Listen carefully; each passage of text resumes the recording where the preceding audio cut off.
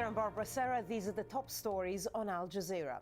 At least 60 people have been crushed to death and more than 200 injured at a stadium in Ivory Coast. The stampede happened after a fireworks display in Abidjan. Mohamed Ado has more.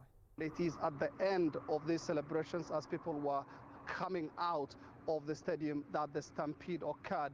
President Alassane Ouattara has visited the the injured in hospital, and he called what happened earlier on this morning a tragedy and said that there were investigations going on. Officials are saying that most of the dead were children aged between 8 and 15.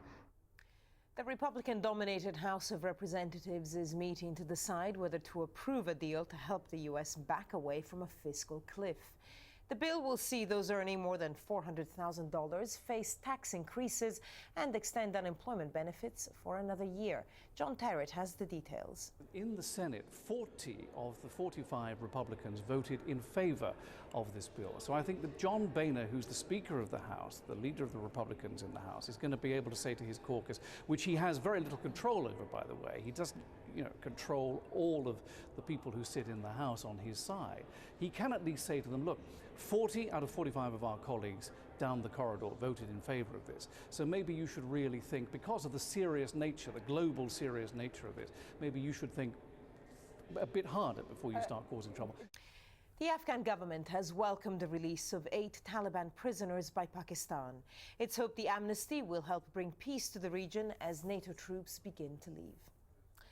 Huge protests have been taking place in Hong Kong. Tens of thousands descended on the city's main shopping district, calling for the city's chief executive to quit. CY Leung has been accused of lying about making illegal improvements to his home. Smaller gatherings were held in support of the leader.